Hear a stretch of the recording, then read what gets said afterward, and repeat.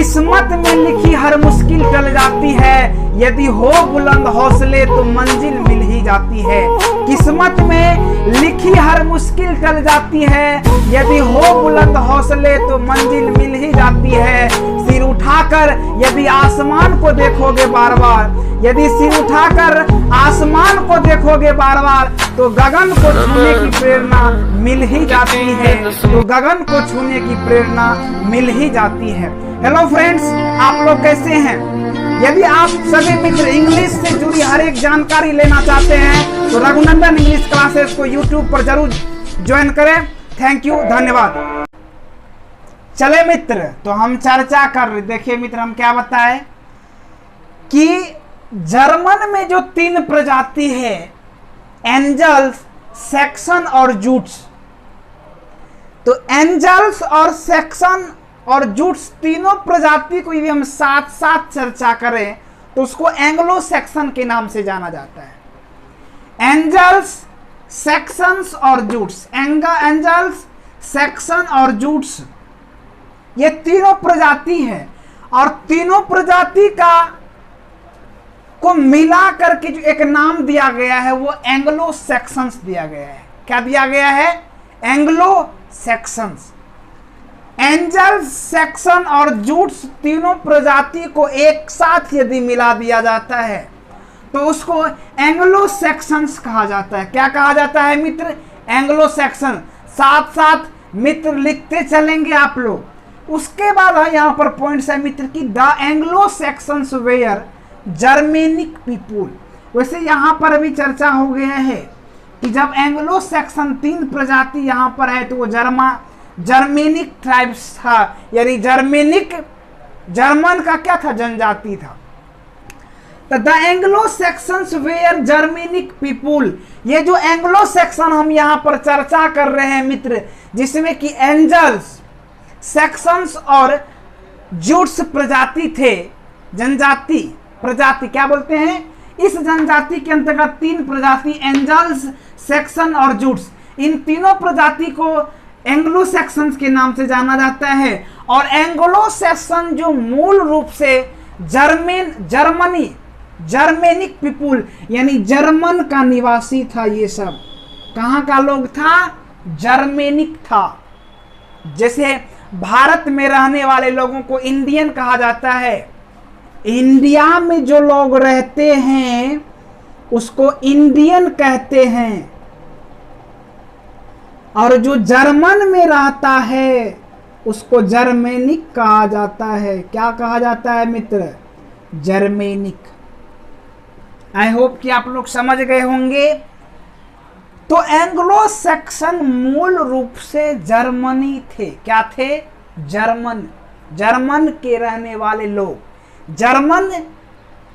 Germany देश में जो रहने वाले लोग होते हैं उसको जर्मन या जर्मेनिक कहा जाता है। तभी हम सिर्फ जर्मेनिक कहे थे। जर्मनी में जो रहने वाले लोग हैं उसको क्या कहा जाता है? जर्मेनिक या जर्मन। क्या कहा जाता है मित्र? जर्मेनिक या जर्मन। चले मित्र, उसके बाद कंसेप्ट है कि Anglo Saxon invaded England in the 5th century. ये एंग्लो सैक्सन, आप लोग सोचेंगे कि जब एंग्लो सैक्सन्स, ये तीनों प्रजाति एंजल्स, सैक्सन और जूट्स जर्मन में रहता था तो इंग्लैंड क्यों आया? तो ये जो तीनों प्रजाति थे जिसको हम लोग एंग्लो सैक्सन्स के नाम से जानते हैं, ये जर्मनी से आया 5वीं सदी में। ऐसा इतिहास कहता है कि 5वीं सदी में यानी 5th सेंचुरी में कि ये जर्मनिक ट्राइब्स यानी जर्मेनिक जनजाति जिसको हम लोग एंग्लो सैक्सन्स के नाम से जानते हैं, ये एंग्लो सैक्सन सब 5वीं सदी में इंग्लैंड पर आकर के आक्रमण कर दिया। क्या कर दिया मित्र? आक्रमण कर दिया। तो इसीलिए यहाँ पर हम पॉइंट्स लिखे हैं कि Anglo Saxons invaded England in 5th century. Anglo Saxons 5वीं सदी में इंग्लैंड में आक्रमण किया या इंग्लैंड पर आक्रमण किया।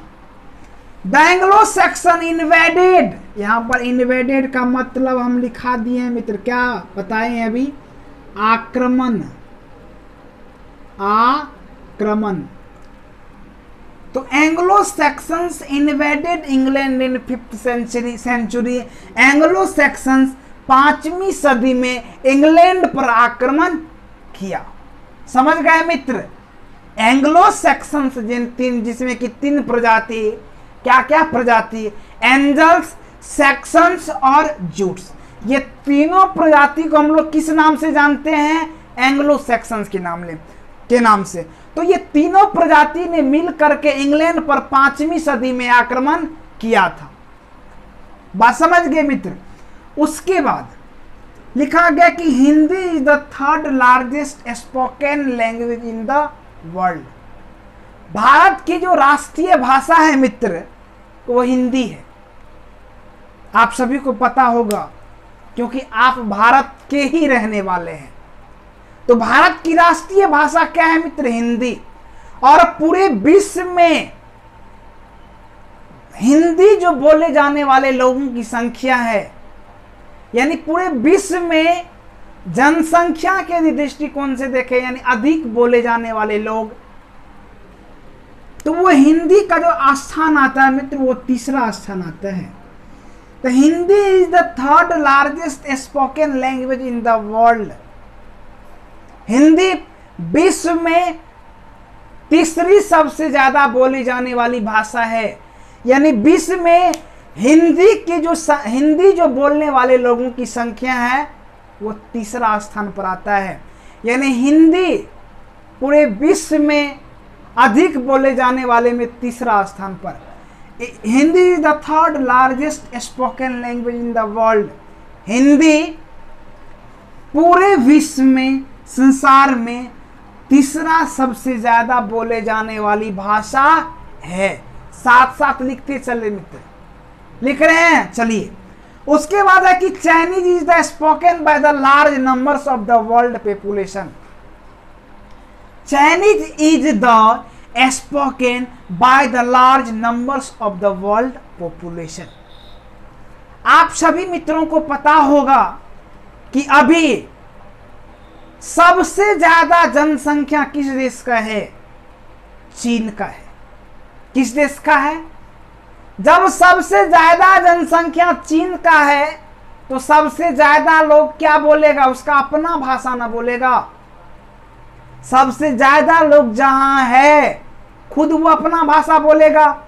इसीलिए चाइनीज इज द स्पोकन, यानी चाइनीज बोला जाता है पूरे विश्व की जनसंख्या में सबसे ज्यादा। विश्व की जनसंख्या में सबसे ज्यादा बोले जाने वाली भाषा चाइनीज है। विश्व की जनसंख्या में सबसे ज्यादा बोले जाने वाली भाषा चाइनीज है। क्यों है? क्योंकि विश्व में सबसे ज्यादा जनसंख्या तो चाइनीज का है। किस देश का पॉपुलेशन सबसे ज्यादा है? चीन का है। और सेकेंड नंबर पर इंडिया आता है। और यदि सरकार इस पर रोक नहीं लगाएगी तो पता चलेगा कुछ दिन में जो है इंडिया चाइनीज को भी पीछे छोड़ दिया है। ठीक है? तो हमें एजुकेटेड होने की जरूरत है मित्र। हमारे समाज में अभी सरकार उचित खर्चा कर रही है, लेकिन वो खर्चा जो है जनता तक नहीं पहुंच पाता है। तो हमें शिक्षित और सजग होना पड़ेगा। हमें अपने अधिकार को पहचानना होगा। और जब हम अपने अधिकार को पहचानेंगे तो अपने हक के लिए लड़ाई लड़ सकते हैं। हम अपना हक छीन सकते हैं। सरकार से हम अपना हक छीन सकते हैं। हमें शिक्षा जरूरी है। जब हम शिक्षित हो जाएंगे, ठीक है मित्र, तभी हम अपने हक को जान पाएंगे कि हमारा इस देश में क्या हक है। ठीक है मित्र? तो आई होप कि आप लोग इस बात को समझ रहे होंगे। चले मित्र, समझ रहे हैं कि चाइनीज भाषा विश्व में सबसे ज्यादा बोले जाने वाली भाषा है। आप लोग लिखते चले, पॉइंट्स बनाकर लिखते चले मित्र। चले मित्र, उसके बाद जो पॉइंट आ रहा है मित्र, English is the second largest spoken language in the world. English is the second largest spoken language in the world. English विश्व में दूसरी सबसे ज्यादा बोले जाने वाली भाषा है, लिख लीजिए। इंग्लिश विश्व में दूसरी सबसे ज्यादा बोले जाने वाली भाषा है। इंग्लिश यानी अंग्रेजी विश्व में दूसरी सबसे ज्यादा बोले जाने वाली भाषा है। समझ गए मित्र? चलिए, आई होप कि आप लोगों को यहाँ तक का सभी कंसेप्ट समझ में आ गया होगा। क्या क्या चर्चा किए हैं मित्र? चले मित्र, यहाँ तक तो हम लोग चर्चा कर लिए हैं। आप सभी मित्रों को देखिए मित्र, रिकॉर्ड तो हो गया था, इस बात की हम लोग चर्चा कर दिए थे, लेकिन माइक नीचे में रह गया, माइक यहाँ पर नहीं था। एक बार हम फिर से उस बात की चर्चा कर देते हैं। देखिए मित्र, ये जो एंग्लो सेक्शंस की कहानी है मित्र, और इंग्लिश की जो शुरुआत हुई है, अभी आप सभी मित्रों को हम बता दिए कि एंग्लो सेक्शंस में जो तीनों प्रजाति आता है, एंजल्स, सेक्शन और जुट्स, ये तीनों प्रजाति मूल रूप से जर्मनी के निवासी थे, जिसको जर्मेनिक्स ट्राइब्स कहा जाता है, यानी जर्मेनिक जनजाति। जर्मेनिक जनजाति में 3 प्रजाति आता था, आपको लिखा गया एंजल्स, सेक्शन और जुट्स। और ये तीनों प्रजाति ने 5वीं सदी यानी 5th सेंचुरी में इंग्लैंड पर आक्रमण किया, और इंग्लैंड पर आक्रमण करके वहां पर वो लोग क्या करने, निवास करने लगे।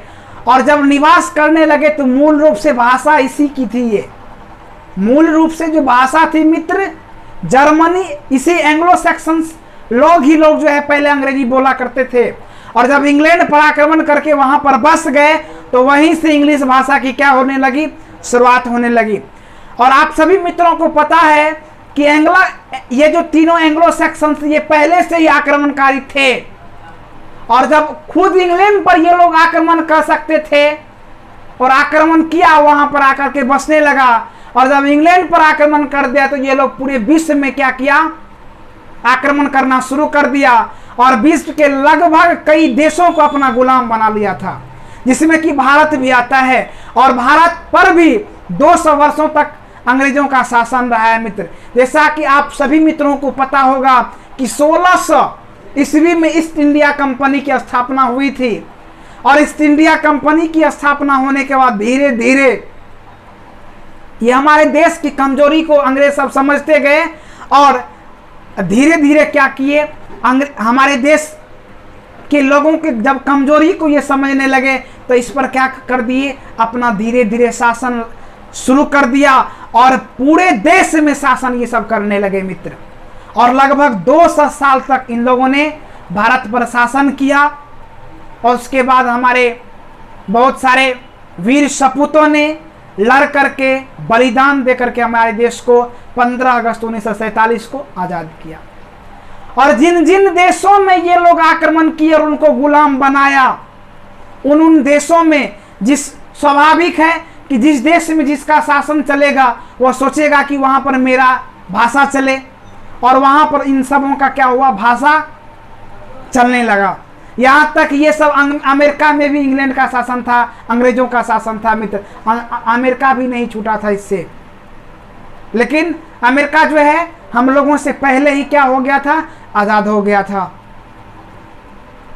और स्वाभाविक बात है कि जिस देश में जिसका शासन चलेगा वहाँ पर उस भाषा की क्या होगी, बढ़ावा ज़्यादा दी जाएगी। और इसीलिए भारत में भी आज जो है इंग्लिश की ज़्यादा बढ़ावा हो गई, और पूरे अंतर्राष्ट्रीय लेवल पर इंग्लिश की बढ़ोतरी हो गई है। और जब इंग्लिश की बढ़ोतरी हो गई है तो आपको और हमको सभी को इंग्लिश सीखना बहुत जरूरी है। और जब आप अंग्रेजी नहीं सीखेंगे तो आपको बहुत सी सारी कठिनाई होगी, चाहे वो कॉम्पिटिटिव एग्जाम हो, चाहे स्टेट एग्जाम हो। जब हमारे ये सब्जेक्ट बन गया, ये लैंग्वेज, ये लिटरेचर हमारे स्कूलों में, हमारे स्टेट बोर्ड्स में पूछा जाने लगा है, तो आपको और हमको पढ़ना पड़ेगा ही, और मेहनत करके पढ़ेंगे। भाषा कोई मैंने नहीं रखता है, कहाँ जहाँ का भी हो, हम लोगों को ज्ञान से मतलब है, और उस ज्ञान को, उस नॉलेज को हमें इम्प्रूवमेंट करना है मित्र। हमें ये नहीं जानना है कि ये भाषा कहाँ की है, उस भाषा में हम लोग सुधार करेंगे, इंडिया की बहुत सारी बातें जो है उसमें घुसाने का प्रयास करेंगे। और आज जो है इंडिया में जो भाषा चलती है मित्र, वो इंग्लिश चलती है, मूल रूप से इंग्लिश नहीं चलती है। क्या चलती है मित्र, इंग्लिश उसको बोला जाता है, इंग्लिश।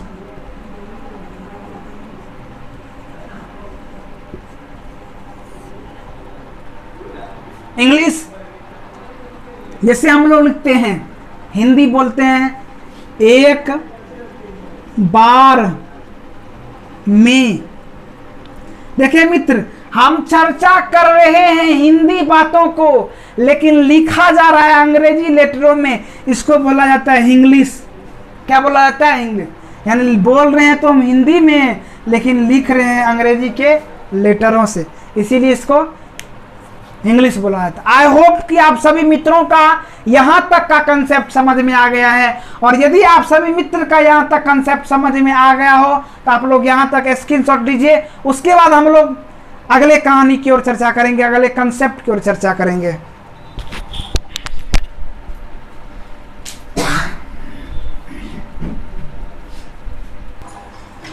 अपनी भी जिंदगी में खुशियों का पल आएगा, ढूंढेंगे तो मिल जाएगा। अपनी भी जिंदगी में खुशियों का पल आएगा, ढूंढेंगे तो मिल जाएगा। चलो मित्र, आई होप कि आप लोग पिछले वाले कंसेप्ट का स्क्रीनशॉट ले लिए होंगे। चले मित्र, आप सबों को आज हम पहली बार एक सॉन्ग सुनाए हैं। मेरे भी ज़िंदगी में आप लोग जो है ज़रूर एक बार जो है खुशियों का पल ज़रूर लाइएगा। हम मेहनत कर रहे हैं आपके लिए, आप भी हमारे साथ बने रहिए रघुनंदन इंग्लिश क्लासेस के यूट्यूब चैनल पर, और आपको भी काफ़ी सारी जानकारियाँ मिलेगी अंग्रेजी से जुड़ी हुई। ठीक है मित्र, तो आप लोग ज़रूर बने रहिए, और मेरे भी ज़िंदगी में एक खुशी का पल आप लोग ज़रूर लाइए। चले मित्र, अब हम लोग अपने कंसेप्ट की ओर चलें। इस कंसेप्ट में लिखा गया मित्र कि old English is known as Anglo Saxons और एंग्लो सेल्टिक। ओल्ड इंग्लिश जो है मित्र, पुरानी अंग्रेजी जो है, इसको एंग्लो सैक्सन्स, एंग्लो सेल्टिक के नाम से भी जाना जाता है। पुरानी अंग्रेजी को एंग्लो सैक्सन्स या एंग्लो सेल्टिक के नाम से भी जाना जाता है। समझ रहे मित्र? साथ साथ नोट करते चले मित्र। और पुरानी अंग्रेजी को एंग्लो सैक्सन्स और एंग्लो सेल्टिक के नाम से भी जाना जाता है। उसके बाद लिखा गया मित्र कि in old English some letters were added to the alphabet as QJW। पुरानी अंग्रेजी में मित्र, पुरानी अंग्रेजी में कुछ लेटर्स को जोड़ा गया है, कुछ लेटर को जोड़ा गया है Q, J और W को।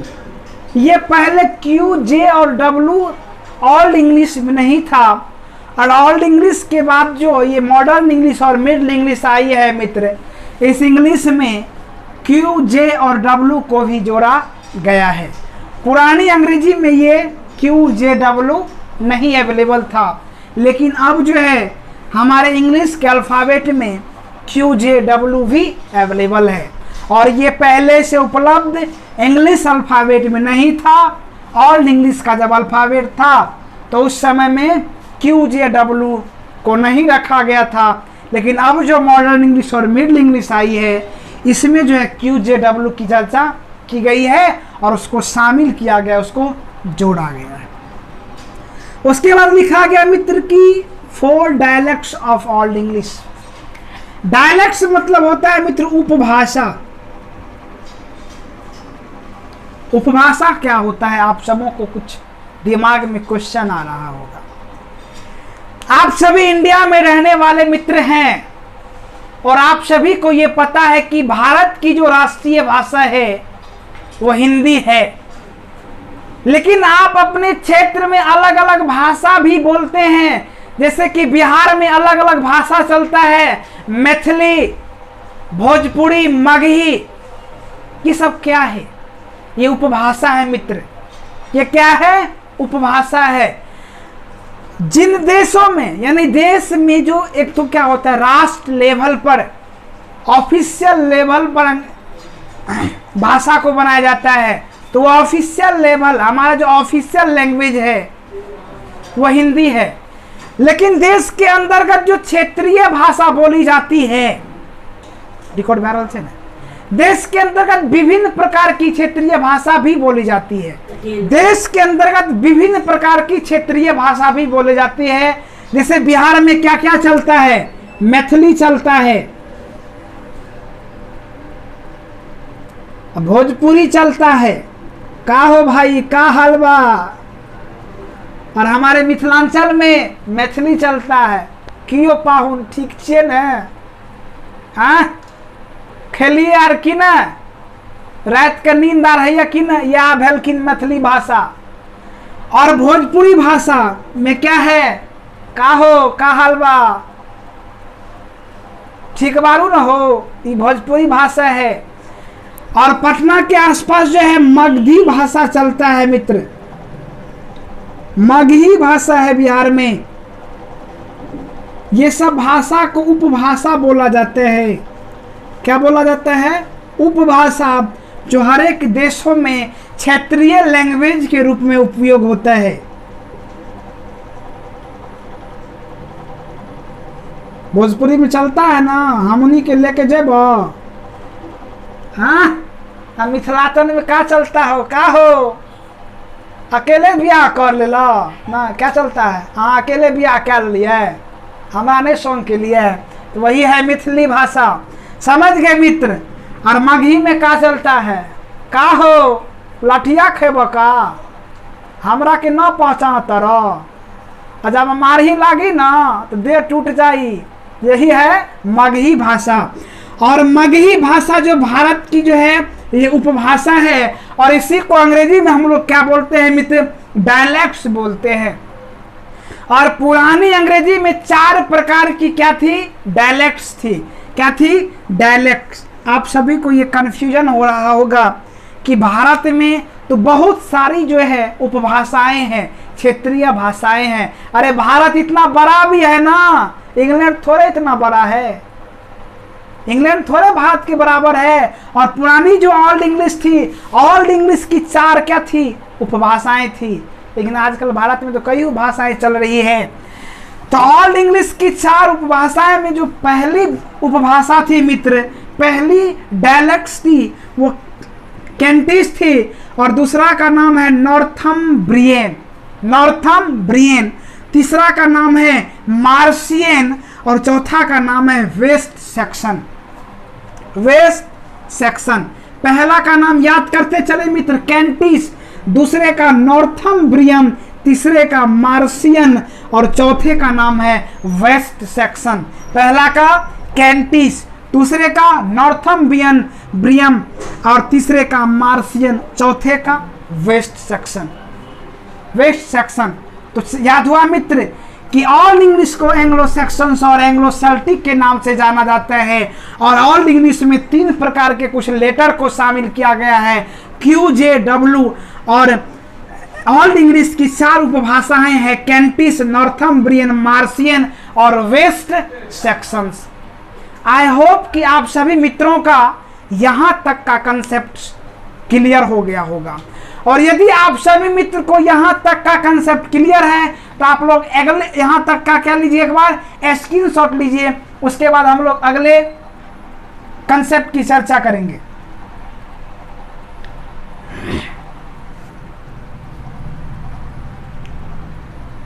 चले मित्र, आई होप कि आप लोग स्क्रीनशॉट ले लिए होंगे। इस वीडियो में मित्र हम लोग इतने ही कंसेप्ट को लेकर के इस वीडियो को समाप्त कर रहे हैं। और अपनी बात को एंड करने से पहले आप सभी मित्र को हम यह बता दें कि जो भी मित्र इस चैनल को सब्सक्राइब नहीं किए हैं वो पहले सब्सक्राइब करें।